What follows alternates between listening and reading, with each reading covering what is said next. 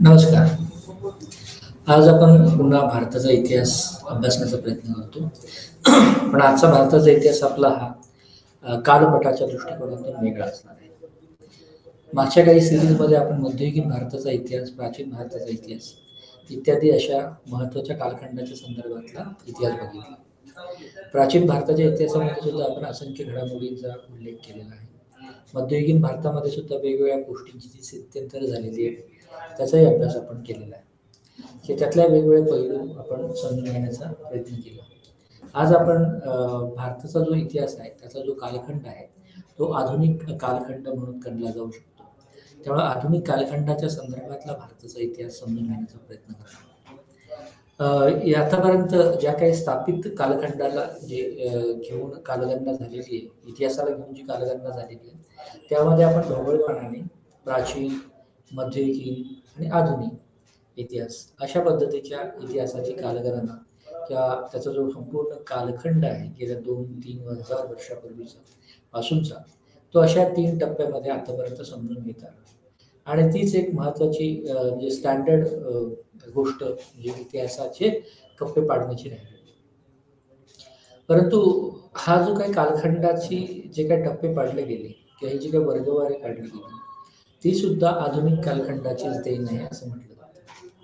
म्हणजे प्राचीन, मध्ययुगीन आणि आधुनिक अशा जे काळाची वर्गवारी केलेली आहे तीच मुळात वसाहतवादी सुरू झाल्याच्या नंतर खऱ्या अर्थाने जे काही जेते होते वसाहत काळाच्या संदर्भात त्यांना भारत त्याच्या विविध पैलूसह समजून घेणं गरजेचं होतं आणि त्यामुळे त्यांनी त्यांच्या सोयीसाठी भारताचा इतिहास लिहिण्याचा प्रयत्न केला.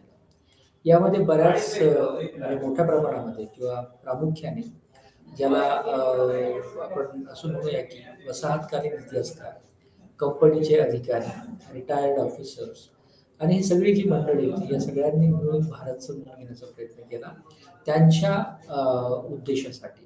ठीक आहे. भारत समजून घेणं ही ऐतिहासिक दृष्टिकोनातून कुठलीही ज्ञानविषयक गरज नव्हती, तर एक आर्थिक सत्ता स्थापन होण्याच्या संदर्भामध्ये नेमकी इथली भूमी समजून घेणं, इथलं सगळे लोकॅलिटी समजून घेणं, इथली संस्कृती समजून घेणं आणि त्याद्वारे त्यांच्यावर राज्य करणं असा तो एक थोडासा वसाहतवादी दृष्टिकोन आपल्याला दिसून येतो. परंतु या काळातले जे काही इगॅलिटेरियन हिस्टोरियन्स होते किंवा एक्झिस्टेन्शियलिझमला मानणारे जे काही इतिहासकार होते त्यांनी मोठ्या प्रमाणामध्ये हा संपूर्ण पट त्यांच्या फ्रेममध्ये समजून घेण्याचा प्रयत्न केला आणि पहिल्यांदा जो काही जेम्स मिल आहे जो जॉन स्टुअर्ट मिल्स आहे त्यांनी एक मोठा बृहत असा ग्रंथ लिहिलेला दिसतो की त्याचं नाव होतं इंडिया, हिस्ट्री ऑफ इंडिया. तेव्हा हिस्ट्री ऑफ इंडियामध्ये खरं तर हे 3 कालखंड आपल्याला पडलेले दिसून येतात की ज्याला आपण आज प्राचीन, मध्ययुगीन आणि आधुनिक असं म्हणतो. मध्ययुगीन भारताच्या इतिहासामध्ये आपण मुघल प्रशासन आणि सल्तनतीचा कालखंड किंवा सल्तनतीचा कालखंड आणि मुघल साम्राज्याचा इतिहास अशा विविध टप्प्यातून अभ्यासला, विविध टप्प्यातून बघितला. त्याच्यामध्ये त्याचे वेगवेगळे जे काही कंगोरे होते म्हणजे तिथलं टॅक्सेशन व्यवस्था असेल, त्यातली जमीन महसुलाची पद्धती असेल, त्याच्यामध्ये असलेल्या वेगवेगळ्या सामाजिक रचना असतील, त्या काळामध्ये झालेलं शहरीकरण आणि वाणिज्यीकरण आणि सोबतच व्यापारीकरणाचा उदय आणि विकास असेल आणि तत्कालीन काही महत्त्वाचे जे काही धोके म्हणजे राज्यकर्त्यांच्या दृष्टीने महत्त्वाचे धोके, त्याचे संघर्ष म्हणजे मंगोल समस्या आणि या सगळ्या गोष्टींचा आपण उपयोग केला. आता त्याचा जो पुढचा टप्पा आहे की खरं तर हा 17व्या शतकाचा अंत आणि 18व्या शतकाची सुरुवात असा एक कॉन्जंक्चर किंवा असा एका स्थित्यंतराचा काळ म्हणून सुद्धा याच्याकडे बघता येऊ शकतो. कारण संपूर्णपणे जो काही 18वं शतक आहे त्याची काही महत्त्वाची वैशिष्ट्ये आणि 17वं शतक लयाला जाण्याचं सुद्धा काही महत्त्वाचे कारण आहे. या दोन्हींच्या बिंदूंवर खरं तर आजच्या व्याख्यानाचं चर्चा करणं अपेक्षित आहे.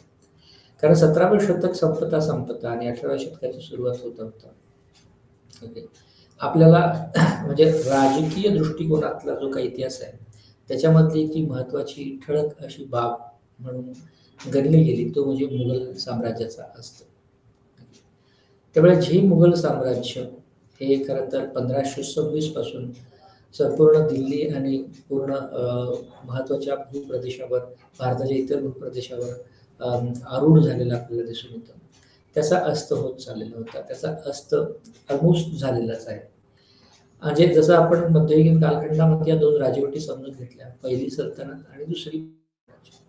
त्यात मुघल साम्राज्याचा लयाचा काळ म्हणून सुद्धा या कालखंडाकडे किंवा 18वे शतक समजून घेण्याकडे बघता येऊ शकतं. परंतु 18वे शतक संपताना हे हा जो मुघल साम्राज्याचा इतिहास आहे आणि मुघल साम्राज्यच मुळात संपत असताना नेमके कोणकोणते नवीन आव्हानं या काळाच्या संदर्भात उभे राहतात राजकीय परिप्रेक्ष्यामध्ये, आर्थिक परिप्रेक्ष्यामध्ये, ती सुद्धा समजून घेणं गरजेची आहे. त्यामुळे हा काळ समजून घेताना, हे शतक समजून घेताना आपल्याला 3 महत्त्वाचे जे काही घटित आहेत आणि त्याच्याचबरोबर ते जे 3 महत्त्वाचे प्लेयर्स आहेत, त्या 3 महत्त्वाच्या प्लेयर्सची म्हणजे इतिहास काळातले जे महत्त्वाचे काय खेळाडू आपण असं म्हणू शकतो, की त्यांचा पर्स्पेक्टिव्ह किंवा त्यांचा दृष्टिकोन या पॉइंट ऑफ व्ह्यू डिपार्चरला समजून घेणं गरजेचं आहे. एक म्हणजे मुघल साम्राज्य आणि त्याच्या अनुषंगाने येणारा दृष्टिकोन. दुसरा, याच काळामध्ये जसं मुघल साम्राज्य लयास येत होतं तसंही नवीन एक सत्ता उदयास येत होती किंवा एक नवीन सत्ता ते त्याचे हातपाय रोवण्याचा प्रयत्न करत होती भारत. परंतु ती सत्ता मुघल साम्राज्य आणि इतर कोणत्याही सत्तेपेक्षा फार प्रगत अशी सत्ता असलेली दिसून येते. ती ज्ञानाच्या बाबतीमध्ये, ती शिक्षणाच्या बाबतीमध्ये, ती मिलिटरी इक्विपमेंटच्या बाबतीमध्ये आणि बऱ्याच गोष्टीमध्ये अशी ॲडव्हान्स प्रगत अशी संस्था म्हणून आणि असं साम्राज्य म्हणून नंतर जे काही ते उभं राहत होतं ते होतं कंपनीचा कालखंड. म्हणजे 16व्या शतकामध्ये ब्रिटनच्या पार्लमेंटमध्ये, संसदेमध्ये कंपनीला भारतामध्ये व्यापार करण्याची परवानगी मिळत होती. ढोबळमानाने आपण कंपनीने म्हणता इंग्रजांची सत्ता किंवा ब्रिटिश साम्राज्य असं त्याला नंतरच्या काळात जेव्हा त्याचं पूर्णपणे एक व्यापारी कंपनीच्या पासून एक राजकीय साम्राज्यामध्ये जेव्हा त्याचं रूपांतर होत जातं तेव्हा त्याला आपण ब्रिटिश साम्राज्य म्हणतो. त्यावेळी एका बाजूला मुघल साम्राज्याचा लय होतो आणि दुसऱ्या बाजूला इंग्रजी वसाहती साम्राज्याचा उदय होतो. त्यामुळे हा दुसरा प्लेयर आणि त्या दुसऱ्या प्लेयरचा एक वेगळा दृष्टिकोन सुद्धा या 18व्या शतकामध्ये जन्माला येतो. आणि मुघल साम्राज्य जसं संपतंय तसं डायरेक्ट स्थित्यंतर हे काय इंग्रजी राजवटीमध्ये होत नाही. हे गेलं आणि ते आलं असं नसता मधलेही वेगवेगळ्या गोष्टी, घडामोडी, घटना, घटित ऐतिहासिक बाबी घडत जातात. म्हणजे पहिल्यांदा मुघल साम्राज्य जसं ढासळत जाते तसं एक लोकल ज्या काही सत्ता आहेत ज्यामध्ये जाट आहेत, मराठा आहेत आणि अजून असंख्य ज्या छोटे छोटे पॉलिटिकल ग्रुप्स आहेत ते त्यांची स्वायत्तता पुन्हा त्याच्यावर दावा सांगतायत. त्यामुळे तो एक दृष्टिकोन आपल्याला दिसतो. त्यामुळे बृहदर्थाने इतिहासाच्या कालपटावर एका बाजूला मुघल, दुसऱ्या बाजूला ब्रिटिश आणि तिसऱ्या बाजूला ऐतदेशीय लोकल स्थानिक राज्यकर्ता वर्ग आणि या अनुषंगाने 3, 4, 5 असे वेगवेगळे दृष्टिकोन हा 18वे शतक समजून घेण्याच्या दृष्टीने आपल्याला उपयोगाचे पडतात. त्यामुळे मुघल साम्राज्याचा दृष्टिकोन, इंग्रजी राजवटीतला किंवा त्यांच्या सिद्धांतकारांचा इगॅलिटेरियन असलेला आणि त्याचबरोबर एक्झिस्टेन्शियलिझमचा प्रभाव असलेला एक दृष्टिकोन, भारतीयकरणाचा एक जो दृष्टिकोन, याला ढोबळमानाने भारतीयकरण, युरोपीयकरण आणि साम्राज्य, मुघल साम्राज्य अशा 3-4 कंगोऱ्यांमधून हा 18व्या शतकाचा अन्वयार्थ आपल्याला लावता येऊ शकतो. एक स्थित्यंतराचं शतक असल्यामुळे या शतकाला घेऊन असंख्य वादविवाद आहेत आणि वेगवेगळ्या पद्धतीच्या कॉन्ट्रोवर्सी, वेगवेगळ्या पद्धतीच्या दृष्टिकोन या शतकाचे अर्थ लावण्याच्या अनुषंगाने उभे राहिलेले आपल्याला दिसू शकतात. त्यामुळे असा एक सलग काहीतरी क्रोनॉलॉजिकल हिस्ट्री म्हणून 18व्या शतकाकडे बघता येईल. हा तो क्रमिक इतिहासाचा भाग म्हणून 18व्या शतकाकडे नक्कीच बघता येत नाही. जसा की प्रत्येक इतिहास हा वेगवेगळ्या पद्धतीने कॉम्प्लेक्स सिटीने भरलेला असतो, वेगवेगळ्या गुंतागुंतीने भरलेला असतो, तशी ती गुंतागुंत आपल्याला 18व्या शतकाच्या संदर्भात अजून गडद झालेली, अजून प्रखर झालेली दिसते. कारण 18वे शतक हे प्लेन शतक नाही आहे. म्हणजे असं सरळ ढोपटपणे जसं 17व्या शतकामध्ये काही महत्त्वाच्या घटना घडतात आणि परंतु त्या सगळ्या 17व्या, 16व्या अगोदरच्या सगळ्या शतकामध्ये काही प्लेयर्स डिफाईन आहेत. आणि त्या प्लेयर्सच्या अवतीभोवतीचे सब प्लेयर्सच्या अनुषंगाने आपल्याला त्या बाबी समजून घेता येतात.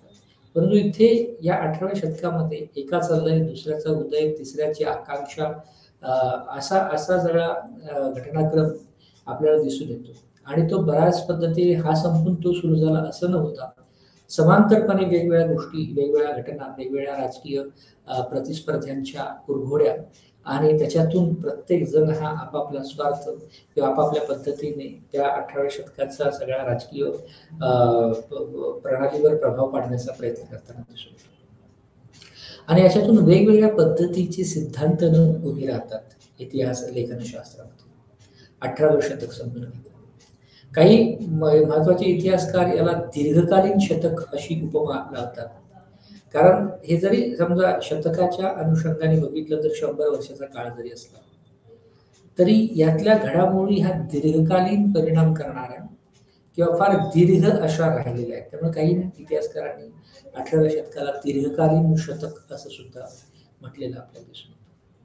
त्यामुळे 18वं शतक हे वेगवेगळ्या विचारांच्या चक्रव्यूहाने, अन्वयार्थाने, सिद्धांतनाने आणि प्रत्यक्ष ऐतिहासिक घडामोडींनी ची रेलचेल असलेलं शतक म्हणून सुद्धा ओळखलं जातं.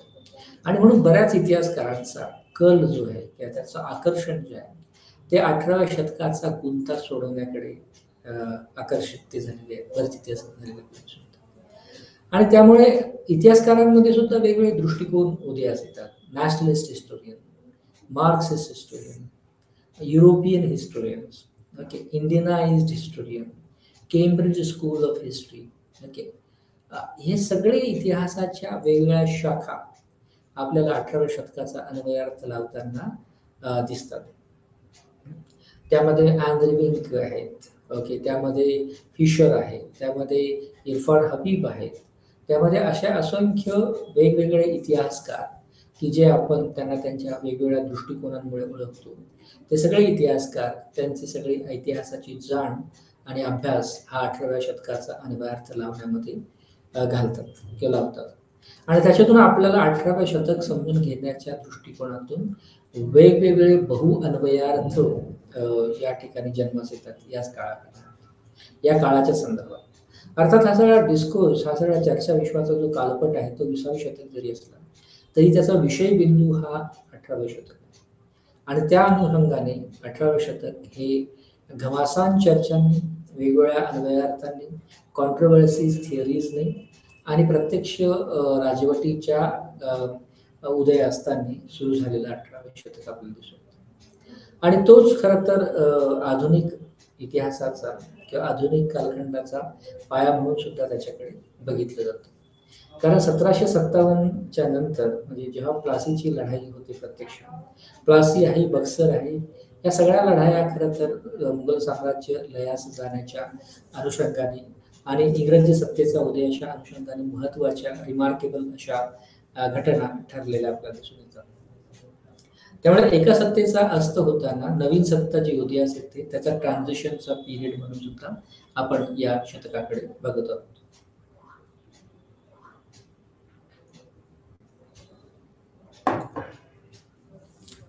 आणि म्हणून आपला जो मुख्य उद्देश आहे हे 18व्या शतकाचा सुरुवात समजून घेताना याच्यामध्ये असंख्य वेगवेगळ्या बिंदू, वेगवेगळ्या शाखा आणि वेगवेगळे अभ्यास घटक चर्चेला आहेतच. परंतु हे जे काय मुख्य प्रस्तावना आहे, या प्रस्तावनेच्या ही जी महत्वाची चौकट आहे, इतिहास चौकट आहे आधुनिक कालखंड समजून घेण्याची, त्या चौकटीच्या अनुषंगानेच वेगवेगळ्या उपशीर्षक, शीर्षक या अभ्यासक्रमामध्ये येतात. भारताचा इतिहास 1707 ते 1950 हा सगळा जो काय, कारण हा सुरुवात जो आहे, एक झाला चर्चा विश्वाचा कालखंड आणि दुसरा जो होतो सुरू तो म्हणजे आधुनिक कालखंडाची सुरुवात.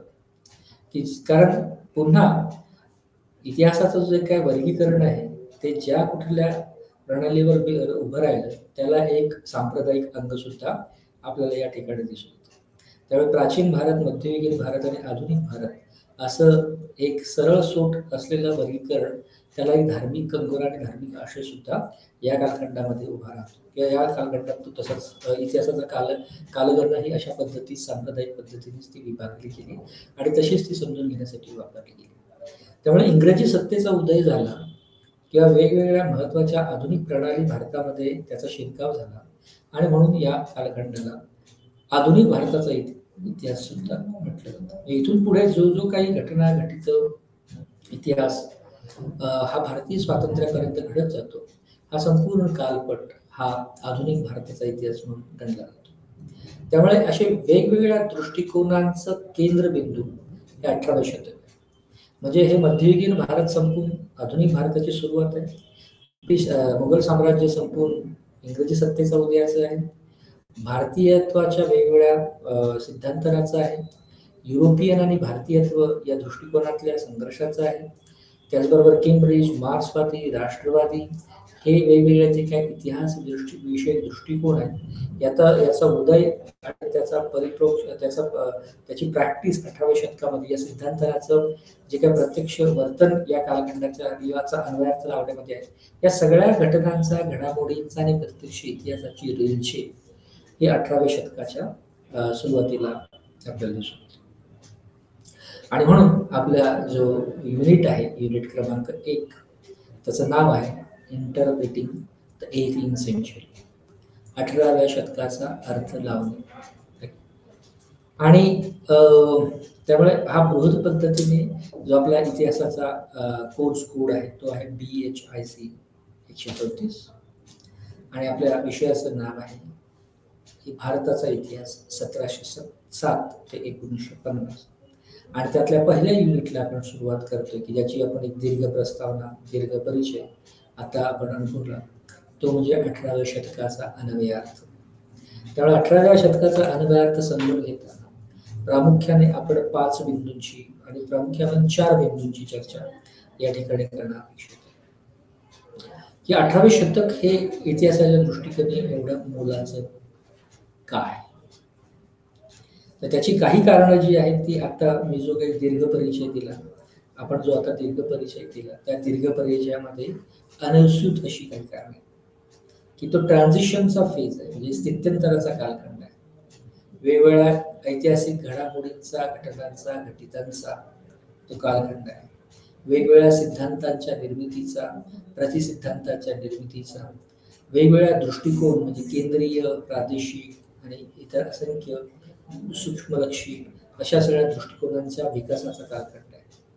त्यामुळे त्या अर्थाने काही महत्वाची इतिहासकारांनी वैशिष्ट्ये ह्या 18वे शतक समजून घेताना अधोरेखित केली. त्यामुळे आपला पहिला जो बिंदू असेल चर्चेचा, तर ते हे 18व्या शतकातली जी काही महत्वाची ठळक वैशिष्ट्ये आहेत, सॅलियंट फीचर्स आहेत, ती समजून घेणं हे एक मुख्य उद्दिष्ट, तो एक बिंदू आपला असणार आहे.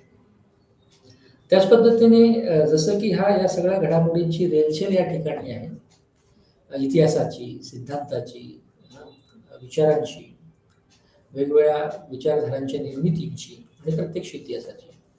तर हा काही क्रमिक इतिहास किंवा असा एक प्लेन हिस्ट्री 18व्या शतकाला नाही.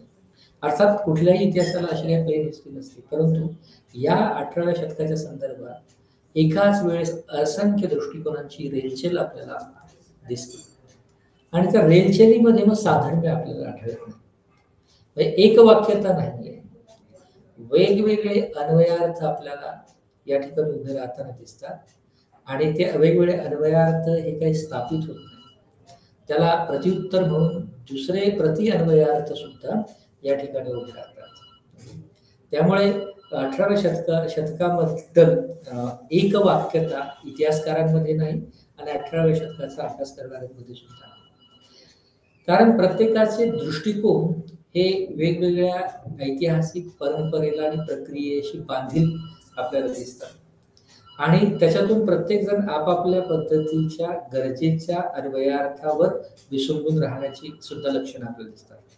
आणि त्यामुळे प्रत्यक्ष वैचारिक वाद आपल्याला 18व्या शतक समजून घेताना दिसतात. म्हणजे नॅशनलिस्ट हिस्टोग्राफी किंवा राष्ट्रवादी इतिहास लेखन शास्त्राचं जे ब्रिटिश सत्तेला घेऊनचं म्हणणं आहे, ते केम्ब्रिज स्कूल हे जरी राष्ट्रवादी परंपरेतून आलेलं असलं तरी केम्ब्रिज स्कूलचे निर्माते हे कुठल्याही एका ठिकाणी नसल्यामुळे आणि ते जगाच्या वेगळ्या भागात असल्यामुळे त्यांचा अर्थ हा पुन्हा 18व्या शतकाच्या आणि मुख्यतः ब्रिटिश सत्तेला समजून घेण्यामध्ये राष्ट्रवादी इतिहासकार आणि केम्ब्रिज स्कूल ऑफ हिस्ट्री याच्यामध्ये एक विसंगती आपल्याला आढळते. त्याचबरोबर नॅशनलिस्ट हिस्टोग्राफी या कालखंडातली आणि मार्क्स हिस्टोग्राफी ज्याचा उदय सुद्धा परत 18व्या शतकाला घेऊन वेगवेगळे जे काय अर्थ त्यांनी लावले तर त्याच्यामध्ये आपल्याला विसंगती दिसून येते. ओके, त्यामुळे मुस्लिम इतिहासकार म्हणजे समजा धर्माच्या अनुषंगाने जर आपण बघितलं इस्लामिक इतिहासकार आणि नॉन इस्लामिक इतिहासकार त्याच्यामध्ये सुद्धा एक तफावत दिसून येतात. इगॅलिटरियन आणि जे जे काही वेगवेगळे दृष्टिकोन विचारधारा 18व्या शतक समजून घेताना कसोट्या म्हणून वापरल्या त्याचे स्वतःचे काही महत्वाचे प्लस पॉइंट आणि त्याच्या स्वतःच्या काही मर्यादा आपल्याला दिसून येतात. परंतु त्या सगळ्याची जी काही अर्क आपल्याला तो प्रत्यक्ष 18व्या शतक समजून घेताना झालेल्या वादविवादामध्ये आहे. त्यामुळे 18व्या शतक हे सामोपचाराचं किंवा 18व्या शतक हे समजून घेताना त्याचा इतिहासाचा अर्थ लावताना या कोणत्याही इतिहासकारांमध्ये एक वाक्यता आपल्याला दिसून येत नाही. आणि त्यामुळे 18व्या शतकातील वाद हे इतिहासकारांचे वाद सुद्धा बनतात आणि प्रत्यक्ष इतिहासातले वाद सुद्धा आपल्याला दिसून येतात. तर या बिंदूंवर बहुती आपण प्रत्यक्ष उदाहरणांसह काही चर्चा करणार. तिसरा जो महत्वाचा घटक आहे ती मुघल साम्राज्याचा ऱ्हास. मुघल साम्राज्य हे 1526 स्थापित झालं होतं. बाबर यांनी पहिल्यांदा मुघल साम्राज्याची मुहूर्त वेळ दिल्ली होती आणि दिल्लीवर रोखली होती आणि नंतरच्या काळामध्ये ते 1526 सुरू झालेलं मुघल साम्राज्य हे 1707 नंतर प्रत्यक्ष लयाला त्याची सुरुवात होते आणि शेवटचा जो काही राजा नजई वगैरे आहे तर तो जो प्रमुख राजा नंतरच्या काळातले जे काय येतात ते अत्यंत कमकुवत क्षीण ज्यांच्याकडे कुठलीही धोरण नाहीये भ्रष्ट नीतिभ्रष्ट आणि अशा बऱ्याचशा दुर्गुणांनी भरलेला असा एक अन्वयार्थ येतो मुघल साम्राज्याच्या ऱ्हासाला घ्या. म्हणजे मुघल साम्राज्याचा ऱ्हास का झाला तर त्याच्यामध्ये आर्थिक गडबडी होत्या, त्याच्यामध्ये नीतिभ्रष्ट राज्यकर्ते होते, त्याच्यामध्ये सांप्रदायिक मूल्य असलेली धोरणं होती आणि अजून बरंच काय काय. एका सढळपणे जर बघितलं तर या सगळ्या गोष्टींमध्ये काही तथ्य दिसतं परंतु जे काउंटर इंटरप्रिटेशन आहेत काउंटरचा प्रति अन्वयार्थ येतो तो या तथ्यांना डिस्कार्ड करतो आणि कुठल्या तरी एका संरचनात्मक प्रक्रियेमध्ये मुघल साम्राज्याच्या ऱ्हासाला तिसऱ्या बिंदूमध्ये आपण मुघल साम्राज्याचा ऱ्हास आणि त्याची वेगवेगळी जी काय अन्वयार्थ इतिहासकारांनी लावलेले त्याच्यातून जे काही वेगवेगळे दृष्टिकोन जन्माला आलेले त्याचा चर्चा आपल्याला या ठिकाणी. आणि मुघल साम्राज्याच्या ऱ्हासामध्येच 18व्या शतकाची उत्पत्ती दडलेली आहे. आधुनिकतेची उत्पत्ती सुद्धा त्या ठिकाणी दडलेली आपल्याला दिसून येते आणि म्हणून 18वं शतक हे इतिहासकारांमध्ये ओव्हर रिसर्च किंवा ज्याच्यावर बरंच लिखाण झालेलं आहे याच्यातून वेगवेगळे दृष्टिकोन जन्माला आलेले आहेत आणि जसं वेगवेगळे इतिहासकार सुद्धा जन्माला आलेले आहेत म्हणजे विश्लेषण तर या सगळ्यांचं शतक म्हणून आपल्याला 18व्या शतकाकडे मिळतो. तर त्या बिंदूची चर्चा आपण या तिसऱ्या बिंदूमध्ये करणार. चौथा जो महत्वाचा पॉइंट आहे बिंदू आहे या सगळ्याला हे एका बाजूला साम्राज्याचा ऱ्हास आहे मुघल साम्राज्याचा दुसऱ्या बाजूला इंग्रजी सत्तेचा उदय आहे असं कप्पेबंद पद्धतीने बघत नाही. तर चौथा जो बिंदू आहे तो स्थानिक जे काय त्याचे संदर्भ आहेत स्थानिक सत्तेच्या उदयाचे आणि त्याने या ऱ्हासामध्ये केलेल्या महत्वाच्या घडामोडींचे किंवा त्याचा एक वेगळ्या पद्धतीचा रोल जो प्ले केलेला आहे त्याने स्वतःच्या स्वायत्तता सिद्ध करण्यासाठी तर त्याचे सामाजिक आणि आर्थिक संदर्भ हा एक बिंदू राहतो की ज्याच्यातून एक लोकल राजवटीज पुन्हा डोके वर काढायला लागतात किंवा प्रादेशिक राज्यव्यवस्थेचा उदय सुद्धा या मुघल साम्राज्याच्या ऱ्हासाच्या परिप्रेक्ष्यामध्ये बघतात. परंतु त्याचे वेगळे सामाजिक आणि राजकीय संदर्भ जी काय केंद्रीकृत मुघल सत्ता आहे मुघल साम्राज्य आहे त्याच्यामध्ये स्वतः पडझडीचे वेगवेगळे गुणधर्म आहेत आणि हे जे काय स्थानिक प्लेयर्स आहेत ते स्थानिक प्लेयर सुद्धा त्याची स्वायत्ता जपण्यासाठी या सगळ्या कमजोऱ्यांचा खुबीने वापर करून स्वतःची स्वायत्ता सिद्ध करण्याचा प्रयत्न करतात. आणि म्हणून वेगवेगळे घटक, वेगवेगळे वर्ग, वेगवेगळ्या घटना, घडामोडी हे एका वेगळ्या प्रादेशिकतेला आकार देतात. याचा अर्थ संपूर्ण जे काही लोकल राज्य होते ते काय पूर्णपणे मुघल साम्राज्याच्या विरोधात होतेच असेल. उदाहरणार्थ राजपूत हे बऱ्याच काळापर्यंत त्या सत्तेशी लॉयल असलेले आपल्याला दिसतात. परंतु मराठा, जाट आणि इतर या सगळ्या गोष्टी हे एक वेगळ्या पद्धतीने एका प्रादेशिक राजवटींचा स्वायत्त उदयाची लक्षणं म्हणून त्याच्याकडे आपल्याला बघता येऊ शकते. तर हे महत्वाचे 4 बिंदू आहेत आणि 4 बिंदूंच्या अनुषंगाने आपल्याला 18वं शतक त्याची ओळख करून घेणं अपेक्षित आहे. त्यामुळे 18व्या शतकाची जी काय समजून घेण्याची जी काही दीर्घ प्रस्तावना केली गेली त्याच्यातून जी काही ठळक वैशिष्ट्ये आहेत ती आपण समजून घेणार आहोत. तर हे 18व्या शतक याचं या अभ्यासक्रम जो बनवण्याचं जे मुख्य उद्दिष्ट आहे ते उद्दिष्ट म्हणजे या 18व्या शतकाला चिकटलेली ही जी काय वैशिष्ट्ये आहेत की ज्याला आपण प्रमुख बिंदू असं म्हणतो, ज्याला आपण ठळक वैशिष्ट्ये ते ठळक वैशिष्ट्ये समजून घेणं एक महत्वाचं उद्दिष्ट या हा अभ्यासक्रम बनवणाऱ्यांनी डोळ्यापुढे ठेवलेला आहे. तेव्हा हा अभ्यासक्रम हा धडा किंवा हे युनिट क्रमांक 1 आपल्याला पूर्णपणे समजल्याच्या नंतर आपल्याला 18वं शतक तर समजेलच, परंतु त्याच्या महत्वाच्या ठळक अधोरेखित केलेल्या बिंदूंसह समजेल. त्याचा फक्त एक क्रमिक इतिहास असा राहणार नाही, तर त्याचा एक वैचारिक इतिहास सुद्धा आपल्याला या ठिकाणी समजेल. आणि जसं दीर्घ प्रस्तावनेमध्ये मी असं म्हटलं की 18वं शतक समजून घेताना कुठलाही एक दृष्टिकोन हा निकोप दृष्टिकोन असू शकत नाही किंवा कुठलाही एक दृष्टिकोन हा न्यायपूर्ण दृष्टिकोन असू शकत नाही 18वं शतक समजून घेताना. कारण कुठलाही एक दृष्टिकोनासाठी त्या ठिकाणी कुठलाही केवळ एक प्लेयर नाही, त्या ठिकाणी मल्टिपल प्लेयर्स हे आपली इतिहासदत्त भूमिका पार पाडताना आपल्याला दिसतात किंवा त्या ऐतिहासिक प्रक्रियेच्या अंतर्गत घडणाऱ्या ज्या काही इतिहास आहे तो इतिहास असा बहुअर्थी बहुरंगी आपल्याला दिसतो आणि त्यामुळे त्याला समजून घेण्याचे वेगवेगळे अन्वयार्थ, वाद विवाद दिसतो.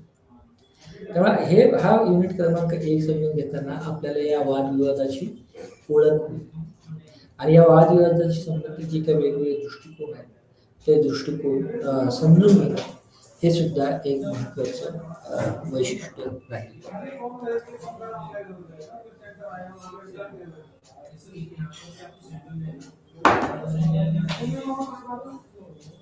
जसं वेगवेगळ्या इतिहासाचा किंवा जसा वेगवेगळ्या अन्वयार्थातून असा एक सूर उभा राहिला की 18वं शतक हे दीर्घकालीन शतक आहे, हे दीर्घ शतक आहे. कारण त्याच्यामध्ये घडामोडींचा एवढा आवाका आहे, दृष्टिकोनांचा एवढा आवाका आहे, ते कुठल्याही एका फ्रेममध्ये एका चौकटीमध्ये समजून घेता येईल. तर त्यामुळे नेमकं याला दीर्घ शतक का म्हटलं गेलं तर याचे सुद्धा फोड आपल्याला किंवा हे समजून घेताना किंवा हे युनिट क्रमांक 1 समजून घेताना त्यामुळे 18व्या शतकाचं दीर्घकालीन 18व्या शतकाला दीर्घकालीन समजण्याचे कारण आपल्याला या ठिकाणी आणि तिसरं जे काही महत्वाचा घटक आहे ते म्हणजे मुघल साम्राज्याचा पतन त्याचा ऱ्हास आणि दुसऱ्या बाजूला प्रादेशिक सत्तेचा उदय. सुरुवातीचा जो संघर्ष उभा राहतो आणि सुरुवातीचा जो काय अंतर्गत आंतरविरोध आहे तो मुघल साम्राज्य आणि स्थानिक सत्तांमध्ये आपल्याला. त्यामुळे मुघल साम्राज्याच्या पतनाची कारण आपल्याला म्हणजे कारण प्रत्यक्ष इतिहास विषयी कारणापेक्षा त्याचे जे काही वेगवेगळे अन्वयार्थ आहे, वेगळे जे काही सिद्धांत आहे ते सिद्धांत आपल्याला या ठिकाणी समजून घेता येतात. त्यामुळे एका बाजूला म्हणून जसं की म्हटलं की इंग्रजी सत्तेचा उदय हा जवळजवळ 1857 नंतर प्रॉपर जे राजकीय दृष्टिकोनातला उदय होतो ब्रिटिश साम्राज्याचा.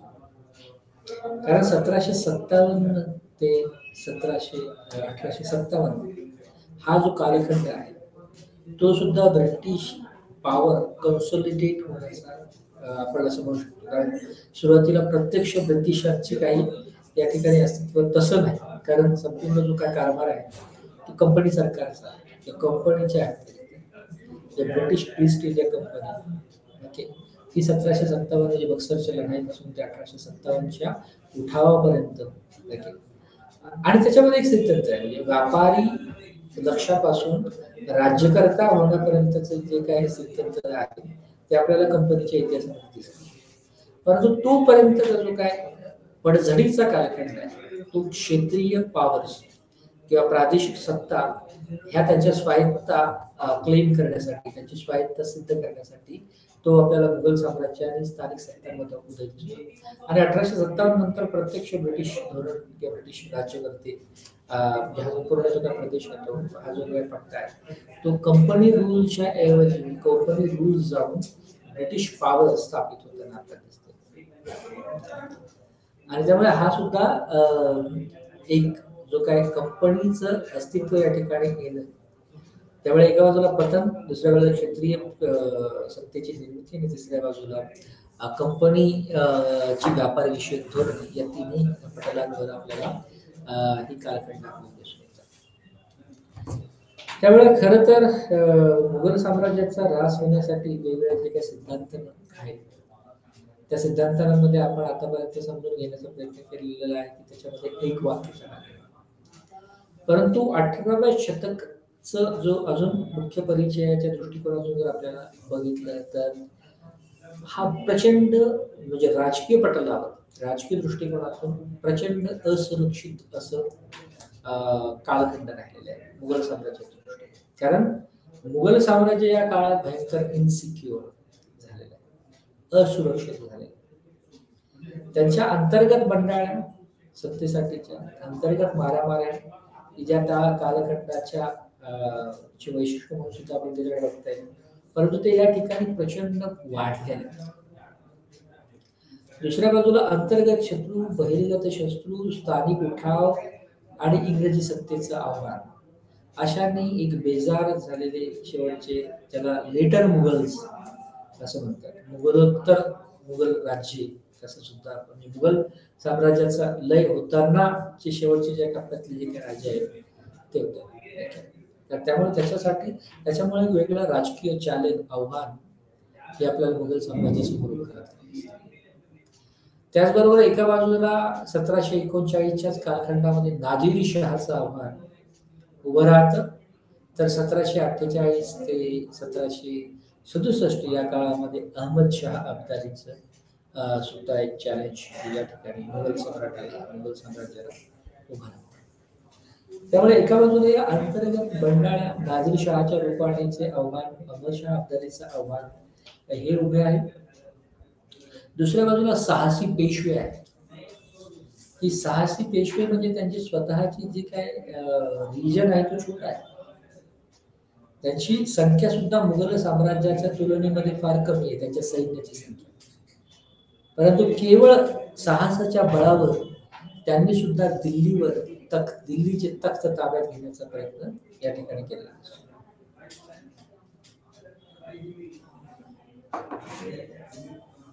वेगवेगळे मराठा राज्य हे त्या कालखंडामध्ये दिल्लीच्या घडामोडीकडे लक्ष ठेवून होते. काही प्रत्यक्ष तिकडे जाऊन होते आणि काही दिल्लीत ताब्यात घेण्याचा सुद्धा प्रयत्न केल्याच्या इच्छा, आकांक्षा त्याच्यातून आपल्याला दिसून येतात. त्यामुळे अंतर्गत चॅलेंज हे जे काय नादिर शाह, अहमद शाह अब्दाली यांची आव्हान, दुसऱ्या बाजूला साहसी मराठी की जी स्वतः दिल्ली ताब्यात घेण्याचं स्वप्न उराशी बाळगून दिल्लीवर स्वारी करण्याच्या हेतूने सुद्धा दिल्लीच्या संपर्कात होते. तिसरा जो काही महत्वाचा घटक होता, वेगवेगळे शेतकरी योद्धे, वेगवेगळे गट, ज्याला जाट, रोहिला, शीख, हे त्यांच्या राज्याच्या सीमा त्यांच्या पद्धतीने स्वायत्ततेच्या दृष्टिकोनातून ते त्यांचे प्रयत्न चालू होता. ओके, कारण त्यांच्यामध्ये सुद्धा वेगवेगळ्या मनसबदारी जी व्यवस्था आहे ती वेगळ्या पद्धतीने स्वतःला सिद्ध करण्याच्या दृष्टीने किंवा स्वतःला राज्यकर्ता वर्ग म्हणून पाहत असलेले आपल्याला दिसून येतात. त्यामुळे त्यांची लष्करी नोकरशाही यंत्रणा जी होती, मनसबदारी, की जी वारसा हक्काप्रमाणे पुढे गेलेली आपल्याला दिसून येते. वेगवेगळ्या मनसब जे होते की जे जागीरदार होते, मनसब होते की त्यांना सुद्धा स्वतः आपण राजे व्हावं त्यांच्या त्यांच्या स्थानिक प्रदेशाचे. तर अशा भावना असणारे वेगवेगळे जाट, रोहिला, शीख या गटांनी सुद्धा डोकेवर काढलेलं आपल्याला दिसून येतं. आणि या सगळ्यांचा प्रभाव म्हणून आपल्याला 18वी शतक हे किंवा मुघल साम्राज्य हे असुरक्षित झाले. एका बाजूला ह्या सगळ्या राजकीय पट होता आणि दुसऱ्या बाजूला जी मुघल साम्राज्याची अर्थव्यवस्था होती ती मोडकळीस आलेली होती.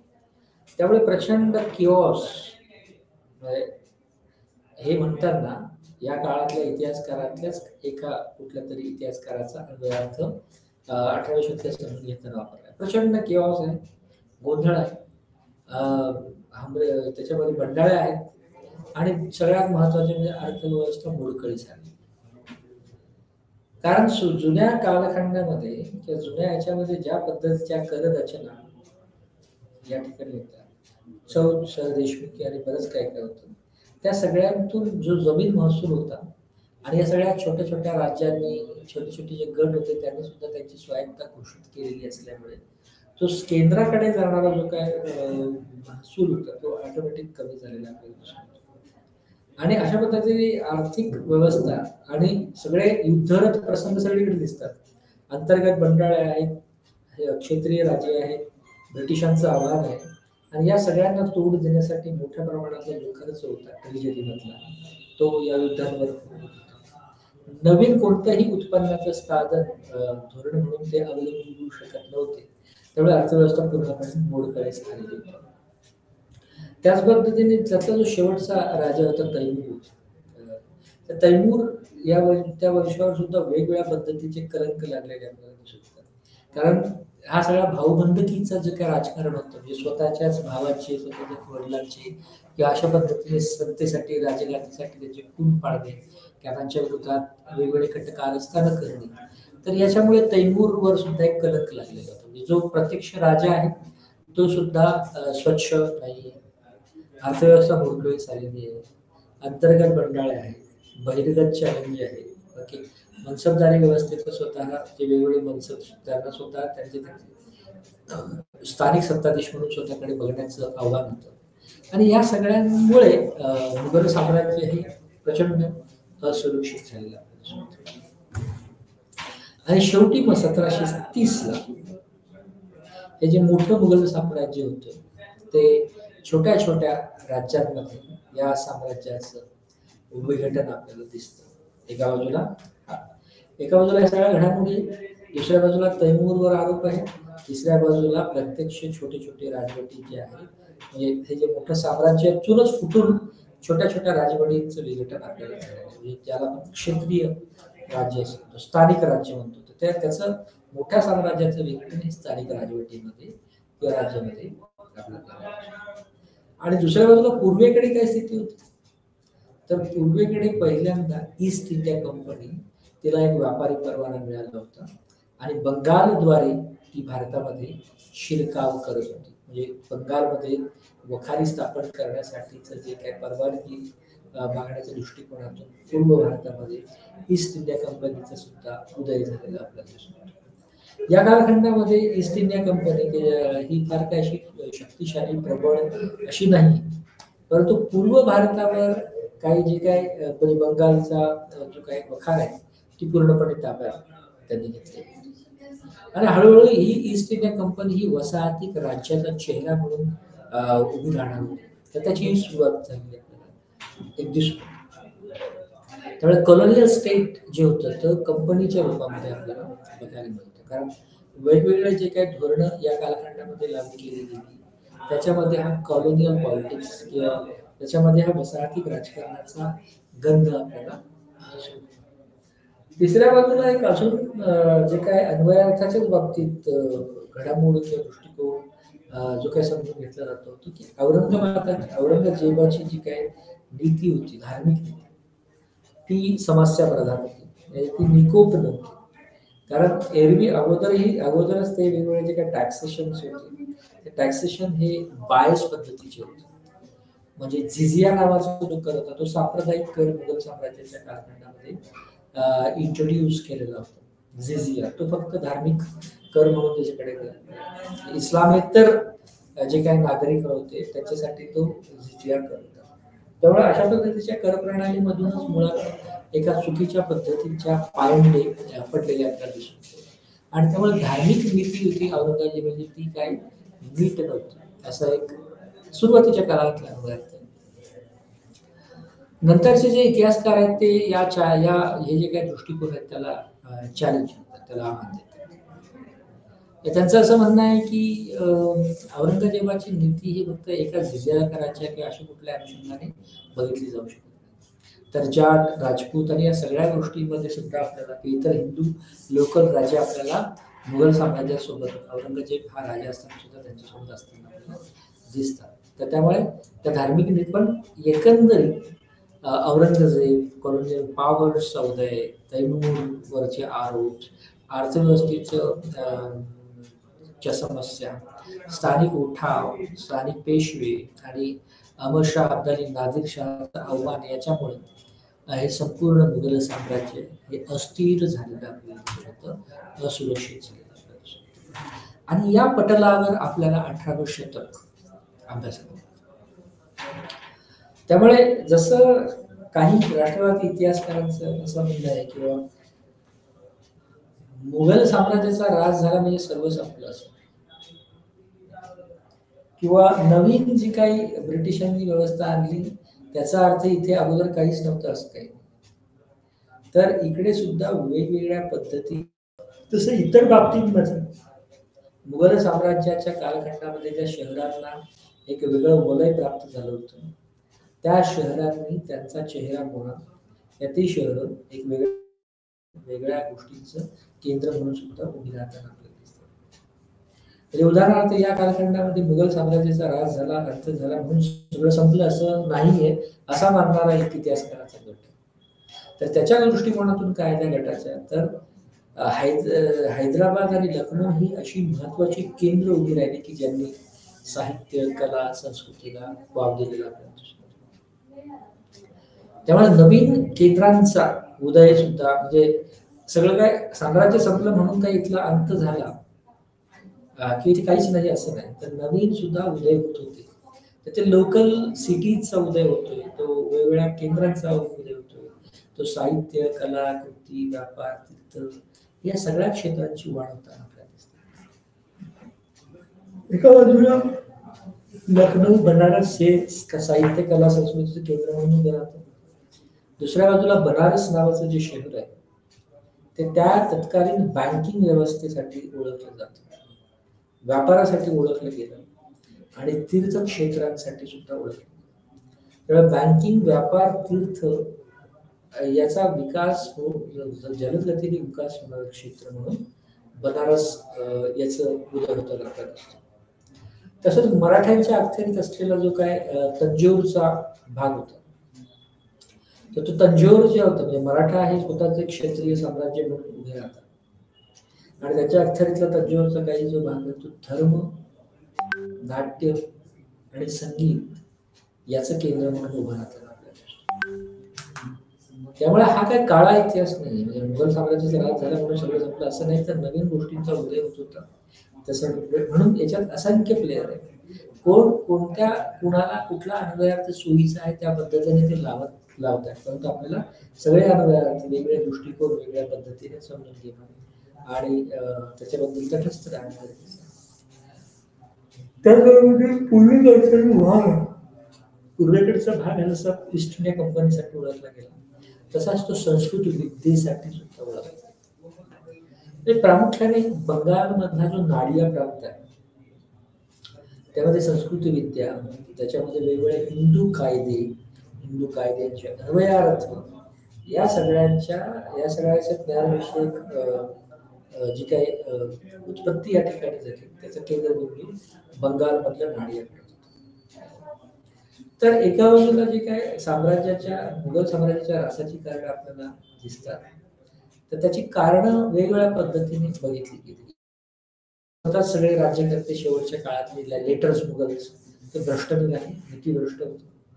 सांप्रदायिक गोष्ट होती. झिझिया नावाचा कर होता आणि त्याच्यामुळे एक मोठा जो समुदाय आहे, हिंदू समुदाय जो होता, तो मुघल साम्राज्यावर असाही नाराज होता आणि त्यामुळे ती प्रक्रिया ते साम्राज्याला असते.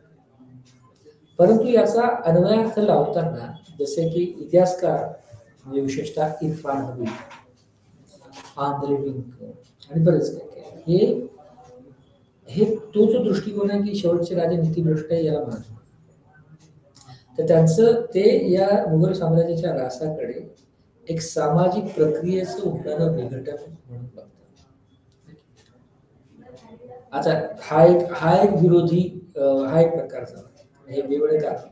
दुसरे जे महत्वाचे मार्शल नावाचे इतिहासकार आहेत, त्यांचं असं म्हणणं आहे की ही राजकीय आणि सामाजिक कारणे ही काही त्रासासाठी प्रमुख नव्हतीच.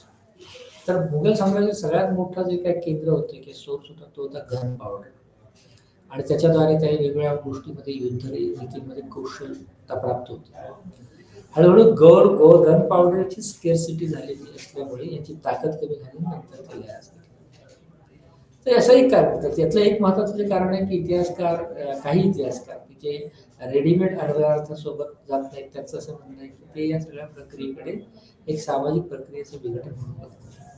कारण महसूल संपले, स्वतः महसूल कलेक्ट करणारे जे काही समूह होते त्यांनी स्वतःची राजकीय इच्छा आकांक्षा फलद्रूप करण्याच्या दृष्टीने प्रयत्न केले आणि त्यामुळे होल किऑस तयार झाला आर्थिक रचनेच्या संदर्भात. त्यामुळे आर्थिक अवनती झालेली असल्यामुळे सुद्धा ते साम्राज्य लयास केले.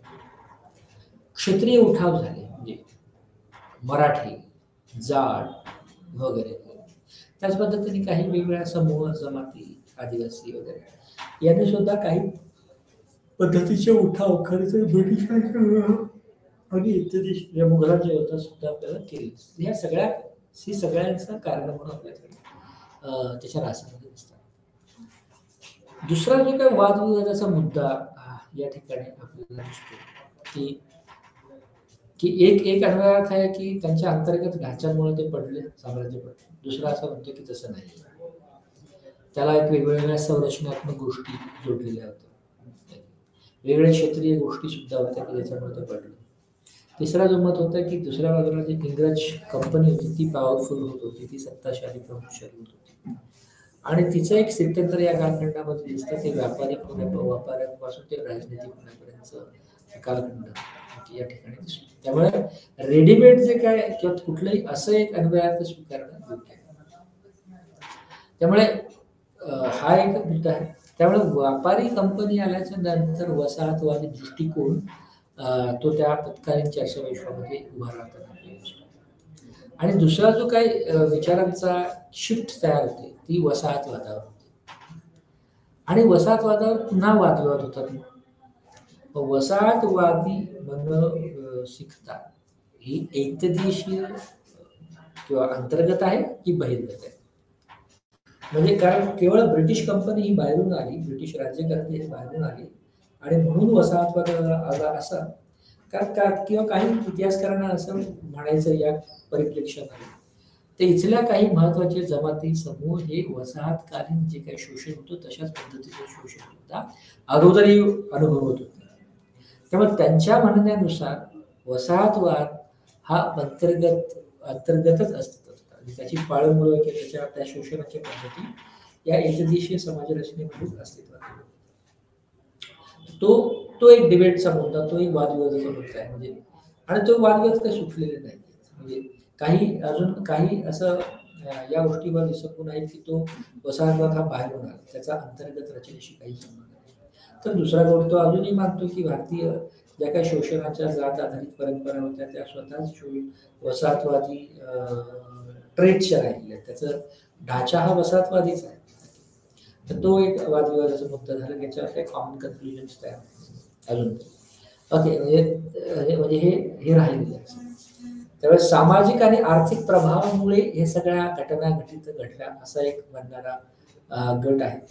या काळामध्ये जे काय अमीर उमराव किंवा लोकल जे काय सरदार होते त्यांनी त्यांची स्वतःची सिद्धता क्लेम करायची सुरुवात केलेली आपल्याला दिसून येतात. संपूर्ण घुसळण समाज रचनेमध्ये आपल्याला होताना दिसते आणि या सगळ्यांवर एक आर्थिक प्रभाव पडलेला आपल्याला दिसतो. जुनी जी काय महसुलाची पद्धती होती ती संपूर्ण नवीन पद्धतीच्या कर प्रणालीच्या दृष्टीने सुद्धा नंतर ब्रिटिशांच्या काळखंडामध्ये सुरुवात होते. काही इतिहासकार याला निरंतरता आणि परिवर्तनाशी जोडतात. म्हणजे कुठलीही समाजव्यवस्था बदलणं की ही निरंतर नसते, ती सतत बदलत असते, असा एक दृष्टिकोन. आता याचं वैशिष्ट्य काय 18 शतकाचं, म्हणजे समजा आता इतिहासाचं कन्क्लुजन करायचं म्हटलं तर यामध्ये मुघल साम्राज्याचं विभाजन. मुघल एक मोठं साम्राज्य विघटित होऊन ते छोट्या छोट्या राज्यांमध्ये त्याचे तुकडे पडलेले आहेत. आणि ते छोटे छोटे तुकडे म्हणजे छोट्या सत्ता आहेत. त्यामुळे छोट्या सत्तांचा सुद्धा उदय 18व्या शतकामध्ये होतो आणि ते त्याचं एक महत्त्वाचं गणलं जातं. प्लासीच्या 1717च्या लढाईनंतर आणि बक्सरच्या 1763च्या लढाईनंतर कंपनीचं जे काही वर्चस्व आहे राजकीय त्याचे प्रभुत्व वाढायला लागतं. कारण नंतरच्या काळात कंपनी समुद्री व्यापारावर समुद्रावर त्याची एक सत्ता उभी राहताना दिसते. त्यामुळे ते एक महत्वाचं वैशिष्ट्य आहे. जसं इतिहासकार याला दीर्घकालीन शतक असं म्हणतात. ओके, तर त्याचं जे बीज आहे ते खरं तर 1680 पासूनच असल्याचं म्हटलं गेलं आणि त्याच्या दृष्टिकोनातून याच्यामध्ये वेगवेगळ्या राजनीतिक गतिशीलता आपल्याला पाहायला मिळतात. त्यामुळे फास्टमध्ये काही घटना 1680 पासून घडतात. तर काही इतिहासकारांचं असं म्हणणं की 1720 पासून जे काय आव्हान मुघल साम्राज्याला स्थानिक वर्ग देत होता, त्याचं जे काय राजकारण आहे त्याचं राजकारण हे त्या क्षेत्रीय राजकारण जे आहे ते 1720 पासून स्थिर व्हायला सुरुवात झाली. आणि ती स्थिर झाल्याच्या नंतर हा जो नवीन उद्योन्मुख सत्ताधारी वर्ग आहे तो व्यापारी कंपनीशी त्याचे लागेबांधे त्याचे राजनैतिक संबंध जुळवतो. त्यामुळे 1750 ते 1820 पर्यंत एक क्षेत्रीय राजकारणातले घटक प्लेयर्स हे कंपनीसोबत स्वतः राजनैतिक संबंध स्थापित करतात. तर हे सुद्धा एक महत्वाचं वैशिष्ट्य म्हणून ओळखलं जातं. आधुनिकता आणि परंपरेमधला संघर्ष आहे. म्हणजे जुन्या रचना ढासळताना दिसतोय आणि नवीन आधुनिक मूल्य आधारित नवीन व्यवस्था सुद्धा उदयास येताना आपल्याला या ठिकाणी दिसतात. आधुनिक जे काय व्यापार आहे त्या व्यापाराच्या सगळ्या संरचना आहेत, त्याच्या कर प्रणाली आहेत, त्याच्या नफे पद्धतीच्या गोष्टी आहेत, या सगळ्या आपल्याला युरोपियन धर्तीवर आपल्याला दिसून येतात. त्यामुळे या सगळ्या इंडस्ट्रीजचं किंवा या आधुनिक व्यापाराचं युरोपीकरण झाल्याचं आपल्याला दिसतं, युरोपीकरण झाल्याचं मानलं जातं आणि तो सुद्धा एक महत्त्वाचं वैशिष्ट्य म्हणून दिसतो.